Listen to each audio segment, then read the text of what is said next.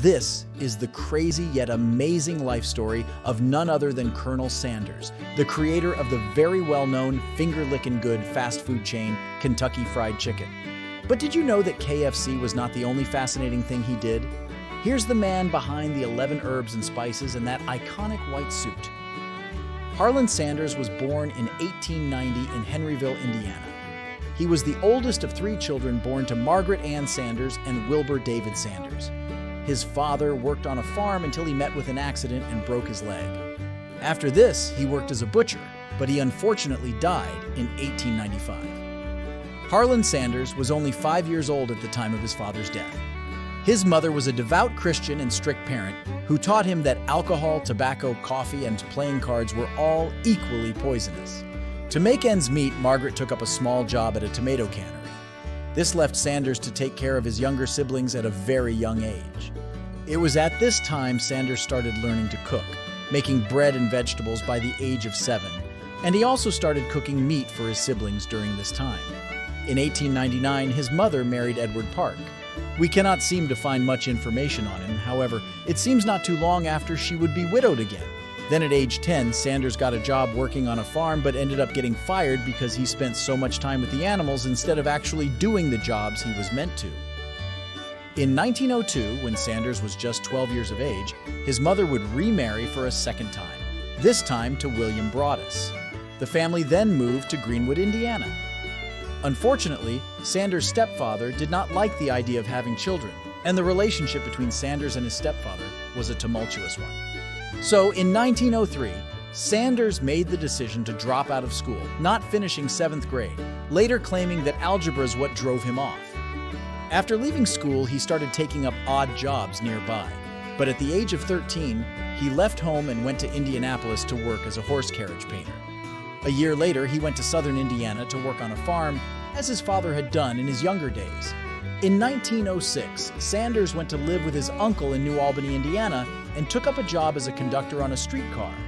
He then joined the United States Army in the same year by falsifying his birth certificate. At the time, he was only 16, completing his service commitment as a wagoner in Cuba, being awarded the Cuban Pacification Medal for his service and was honorably discharged in February 1907. Sanders lived the next few years, moving to different cities and taking up different jobs. He worked as a railroad worker at one time, then as a fireman. He also tried out working as an insurance salesman. Then in 1909, while working on a railroad in Alabama, he met Josephine King, whom he later married on the 15th of June, 1909. Sanders and Josephine would go on to have 3 children, but sadly their son, Harland David Jr., died from infected tonsils in 1932 at the young age of 20. To provide a more stable income for his family, Sanders decided to study law through a correspondence course from LaSalle Extension University. This was when he was working as a fireman, which he did during the day at the Illinois Central Railroad and studied law during the night. He soon moved to Little Rock, Arkansas to start his practice, and he worked as a lawyer for 3 years. However, his law career ended abruptly after he was involved in a courtroom brawl that ruined his reputation. Following the incident, Sanders was forced to move back in with his mother in Henryville, where he went to work as a laborer on the Pennsylvania Railroad. This too failed for Sanders, and he was fired from the railroad. Due to this, his wife left him and took the kids with her to stay with her parents in Alabama. At the time, Sanders planned but failed to kidnap his own children and instead reluctantly reconciled with his wife. After all these hardships Sanders had faced, he eventually moved to Winchester, Kentucky to work as a salesman for the Michelin Tire Company. But as we already know, luck was not on his side, and he once again would lose his job in 1924 when Michelin closed its New Jersey manufacturing plant. However, that same year, fate would have it that he met the general manager of Standard Oil of Kentucky, who asked him to run a service station in Nicholasville. But again, this service station would also end up closing down due to the Great Depression. After repeated professional failures, Sanders finally decided that it was time for him to put his culinary skills on display. Thus started the story of one of the most popular fast food companies in the world. In 1930, Sanders was running a gas service station for Shell Oil Company in North Corbin, Kentucky. Here, Sanders began serving different meals from country ham to steak, and of course fried chicken, to the weary travelers who came to his service station. He served these meals near his living quarters, but soon opened a small restaurant for his customers. Sanders would advertise the food at his Shell station by painting giant signs on barns in the area. This clever marketing scheme greatly upset Matt Stewart, another local operator of a nearby competing Standard Oil station. Stewart began painting over Sanders' signs, so Sanders went to pay him a visit along with two Shell district managers. What they weren't expecting was that Stewart had a gun, with which he shot and killed one of the managers. Sanders had his own gun and returned fire, wounding Stewart in the shoulder. Stewart went to prison for murder, and charges against Sanders were dropped, leaving him the gas station king of Kentucky. Sanders was commissioned as a Kentucky colonel in 1935 by Kentucky Governor Ruby Laffoon. His local popularity grew, and in 1939, food critic Duncan Hines visited Sanders' restaurant and included it in Adventures in Good Eating, a guide to restaurants throughout the U.S. In this guide, he stated, "A very good place to stop en route to Cumberland Falls and the Great Smokies. Continuous 24-hour service, sizzling steaks, fried chicken, country ham, hot biscuits." Sadly, a fire burned down his North Corbin restaurant, and it forced Sanders to make strategic decisions to survive in the business. Sanders rebuilt the restaurant, this time as a 140-seat restaurant to accommodate more customers. He also bought a motel in Asheville, North Carolina, and he started working on a secret recipe to make fried chicken and gain an edge over competitors. By July 1940, Sanders had finalized his secret recipe, and he also started cooking his chicken in a pressure fryer, which was faster than pan frying. But Sanders would start to face problems again. When the U.S. entered World War II in 1941, they started rationing gas, and even tourism started to decrease. This caused a severe problem in Sanders' motel business. In 1942, he decided to shut down the Asheville motel and finally sold off the business. He later went to Seattle to work as a supervisor, and then went to Tennessee to work as an assistant manager in a cafeteria. As his professional life encountered setbacks, so too did his personal life. In 1947, Sanders and Josephine decided to get a divorce. Just 2 years later, however, he would marry his longtime mistress, Claudia Leddington Price. In the 1950s, Sanders began to realize that setting up a restaurant and maintaining it was a very high-risk business, which also required a lot of capital. He thought that rather than opening a new restaurant, he would simply franchise his best product, that being the secret recipe for his fried chicken. With this plan in mind, Sanders started touring the country, meeting with restaurant owners and trying to negotiate deals with them to franchise his recipe. He had some initial luck as he met Pete Harmon in South Salt Lake, Utah. Harmon was one of the largest restaurant operators in the city. Sanders was able to negotiate a deal with Harmon and franchised his fried chicken recipe for 4 cents per chicken sold that would equate to about 52 cents in today's value. Harmon struck gold with this deal as his restaurant sales tripled over the next year. The fried chicken was outselling all other products in the restaurant.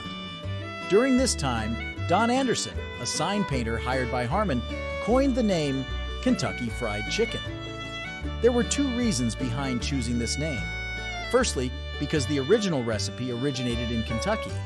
And secondly, because the southern USA is renowned for its fried chicken, commonly found in restaurants across the region.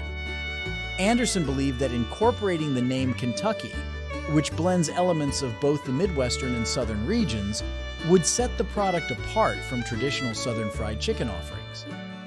After being recommissioned as a Kentucky colonel in 1950 by Governor Lawrence Weatherby, Sanders began to dress the part, growing a goatee and wearing a black frock coat, later switching to a white suit, a string tie, and referring to himself as Colonel. He never wore anything else in public during the last 20 years of his life, using a heavy wool suit in the winter and a light cotton suit in the summer. He even bleached his mustache and goatee to match his white hair. While the colonel was still touring the country, meeting with restaurant owners for potential deals, his wife Claudia was running the motel in North Corbin, Kentucky. He had believed that it would remain successful indefinitely. Unfortunately, in 1955, the couple had to sell the motel due to a new interstate highway passing nearby that reduced the number of restaurant customers. In the late 1950s, Sanders had to face some dark days as he traveled across the country to franchise his recipe. He would offer to cook his chicken, and if workers liked it, he would negotiate franchise rights. His savings almost dried up, and he even had to sleep in the back of his car to save money. By 1956, Sanders had 6 or 8 franchisees, including Dave Thomas, who eventually founded the Wendy's restaurant chain. Thomas developed the rotating red bucket sign, was an early advocate of the takeout concept that Harmon had pioneered, and introduced a bookkeeping form that Sanders rolled out across the entire KFC chain. Thomas sold his shares in 1968 for $1 million and became regional manager for all KFC restaurants east of the Mississippi before founding Wendy's in 1969. In 1957, Harmon bundled 14 pieces of chicken, 5 bread rolls, and a pint of gravy into a cardboard bucket and offered it to families as a complete meal for $3.50. He first test trialed the packaging as a favor to Sanders, who had called on behalf of a Denver franchisee who did not know what to do with 500 cardboard buckets he had bought from a traveling salesman.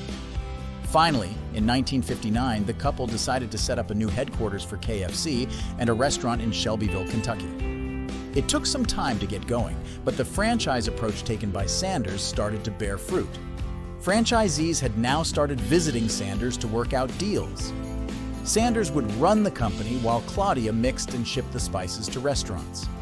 The franchise approach became highly successful, and KFC started expanding rapidly and even moved overseas. In actual fact, it was one of the first fast food chains to expand internationally. By the mid-1960s, it had opened outlets in Canada and later in the UK, as well as Australia, Mexico, and Jamaica. Sanders even obtained a patent protecting his method of pressure frying chicken in 1962, and then, in 1963, he trademarked the iconic phrase, "It's finger-lickin' good," which was the brainchild of Pete Harmon. In 1964, Sanders sold Kentucky Fried Chicken Corporation to a group of investors led by John Y. Brown Jr., a 29-year-old lawyer and future governor of Kentucky, and Jack C. Massey, a venture capitalist and entrepreneur, for $2 million, about $20 million in 2024. Sanders was hesitant to give up control of the company he had built so passionately. Therefore, he retained some rights in the company in the deal. He became the brand ambassador for KFC and also retained the rights to oversee operations in Canada. The franchising rights in the UK, Florida, Utah, and Montana had also already been sold to others. In 1965, Sanders moved to Mississauga, Ontario, a suburb of Toronto, to oversee his Canadian franchises and continued to collect franchise and appearance fees both in Canada and in the US. At the time, Sanders bought and lived in a house situated at 1337 Melton Drive in the Lakeview area of Mississauga from 1965 until his death in 1980. Over the next few years, Sanders remained an important figure in promoting the brand. He traveled over 320,000 kilometers in a year to appear in commercials and TV interviews promoting KFC.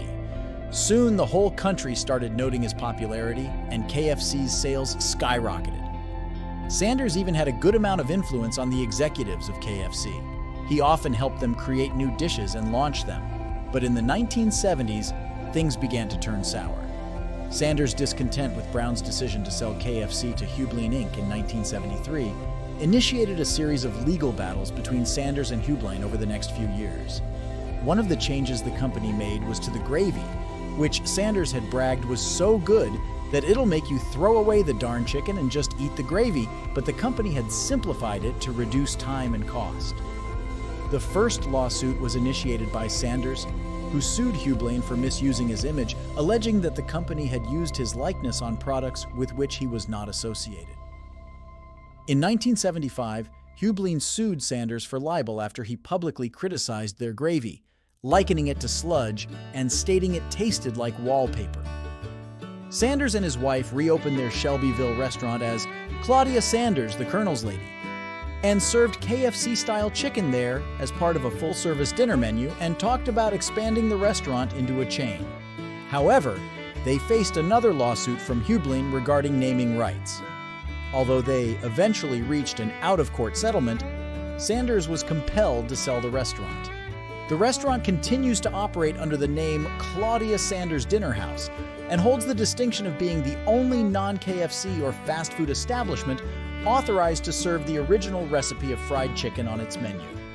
Sanders was diagnosed with acute leukemia in June 1980 and passed away 6 months later on the 16th of December 1980 at the age of 90 due to pneumonia.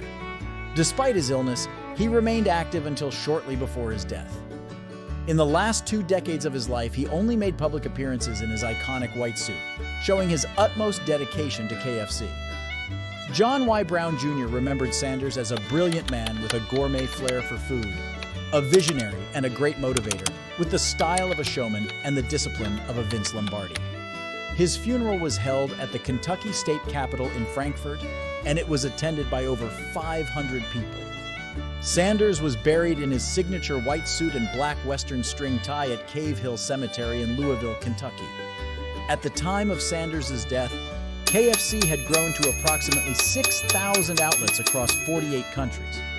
Today, KFC is a subsidiary of Yum! Brands and has a presence in 155 countries with over 55,000 outlets. It is also the 4th largest American fast food company, only after McDonald's, Subway, and Starbucks. The Colonel's journey is truly fascinating, overcoming life's hurdles to become a thriving entrepreneur, bringing joy to millions worldwide with his company and the specialty fried chicken with its tasty recipe. We hope you found this video engaging. Don't forget to give it a thumbs up and hit subscribe. Until next time, keep exploring.